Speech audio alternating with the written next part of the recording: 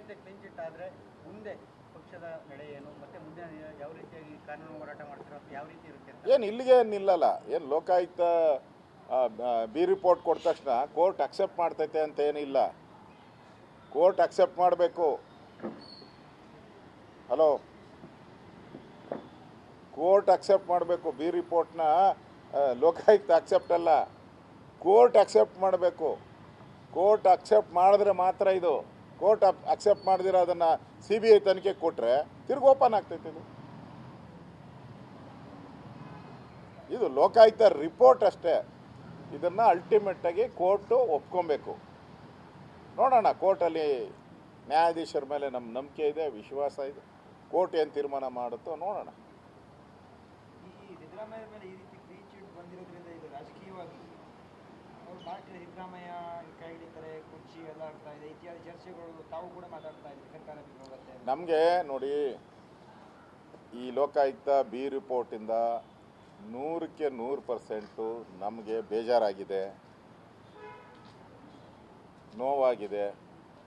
ಆದರೆ ನಮಗಿಂತ ಜಾಸ್ತಿ ಕಾಂಗ್ರೆಸ್ಸಲ್ಲಿರುವಂಥ ಹಲವಾರು ನಾಯಕರಿಗೆ, ಅದಕ್ಕೆ 100 ಅಲ್ಲ 200% ಅವರಿಗೆ ಇವತ್ತೇನು ನಾಳೆ ರಿಪೋರ್ಟ್ ಏನಾನ ಬಿ ರಿಪೋರ್ಟ್ ಆದರೆ ನಿದ್ದೆ ಅಂತೂ ಬರಲ್ಲ. ಯಾರ್ಯಾರು CM ಕನಸುಗಳು ಇಟ್ಕೊಂಡಿದ್ರು ಅವ್ರು ಯಾರಿಗೂ ನಾಳೆ ನಿದ್ದೆ ಇಲ್ಲ ಅವ್ರಿಗೆ. ನಾವು ಫೈಟ್ ಮಾಡ್ತೀವಿ, ಆದರೆ ಕಾಂಗ್ರೆಸ್ಸಿನ ನಾಯಕರಿಗೆ ಇವರು ಸಿಕ್ಕಾಕೊಬೇಕಾಗಿತ್ತು, ರಾಜೀನಾಮೆ ಕೊಡಬೇಕಾಗಿತ್ತು, ಮುಖ್ಯಮಂತ್ರಿಗಳು ಆಗಬೇಕಾಗಿತ್ತು ಬೇರೆಯವರು. ಆ ಕನಸುಗಳನ್ನು ಕಂಡು ಕನಸುಗಳೆಲ್ಲ ನುಚ್ಚು ನೂರಾಗೋಗ್ಬಿಟ್ಟಿದೆ. ಕನಸೆಲ್ಲ ಕಾಂಗ್ರೆಸ್ಸಿನ ಕನಸುಗಳು ನುಚ್ಚು ನೂರಾಗಿ ಹೋಗ್ತಾ ಇದೆ. ಅವ್ರಿಗೆ ನೋವು ಜಾಸ್ತಿ.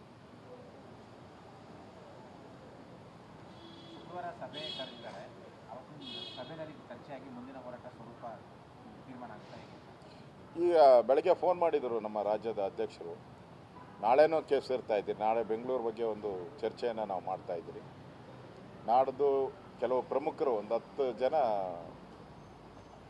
ಮುಂದಿನ ಅಧಿವೇಶನ ಬಗ್ಗೆ ಚರ್ಚೆ ಮಾಡೋವಂಥದ್ದಕ್ಕೆ ಒಂದು 10 ಜನ ಸೇರ್ತಾ ಇದ್ದೀರಿ ನಾವು ನಾಳೆ. ಆ ಸಂದರ್ಭದಲ್ಲಿ ಈ ಮೂಢ ಹಗರಣದನ್ನು ಯಾವ ರೀತಿ ನಾವು ಮುಂದೆ ತಗೊಂಡು ಹೋಗಬೇಕು, ಹೇಗೆ ಹೋರಾಟ ಮಾಡಬೇಕು ಅನ್ನೋದ್ರ ಬಗ್ಗೆನೂ ನಾಳೆ ನಾಡ್ದು ಚರ್ಚೆ ಮಾಡ್ತೀವಿ. ಈಗ ಕಾನೂನು ಸಲಹೆಗಾರ ಪನ್ನಣ್ಣ ಅವ್ರು ಮಾತಾಡಿದ್ದಾರೆ, BJPಯವರು ಯಾರು ಹೇಳೋದು BJPಯವರು ಇದನ್ನೆಲ್ಲ ಹೇಳೋದಕ್ಕೆ ಯಾರು ಏನೋ ಒಂದು ಸ್ಟೇಟ್ ತನಿಖೆ ಮಾಡಿಸ್ಕೊಂಡ ಅವ್ರದೆಲ್ಲ ಬರೀ ನಾಟಕೀಯ ಆಗಿ BJP. ನಾವೂ ಕೂಡ ಈ ರಾಜ್ಯದ ಪ್ರಜೆಗಳೇ. ಲೂಟಿ ಆಗಿರೋದು ಕರ್ನಾಟಕದ ಆಸ್ತಿ. ಲೂಟಿ ಆಗಿಲ್ಲ ಅಂದರೆ ವಾಪಸ್ ಯಾಕೆ ಕೊಟ್ರು 14 ಸೈಟು? 300 ಕೋಟಿ ಆಸ್ತಿ ಯಾಕೆ ಸೀಸ್ ಮಾಡಿದ್ರು ಇಡಿ ಅನ್ನೋದು? ನಾವು ಮಾಡಿದ್ರಿಂದ ತಾನೇ ಇದೆಲ್ಲ ಆಗಿದ್ದು. ಅದರಿಂದ ಹೋರಾಟ ನಿಲ್ಲಿಸಲ್ಲ. ನಮ್ಮ ಲೆಕ್ಕದಲ್ಲಿ 3 ರಿಂದ 4 ಸಾವಿರ ಕೋಟಿ ಅವ್ಯವಹಾರ ಆಗಿದೆ, ಅಷ್ಟು ವಾಪಸ್ ತರಬೇಕು. ಅಲ್ಲಿವರೆಗೂ ಹೋರಾಟ ನಡೀತದೆ.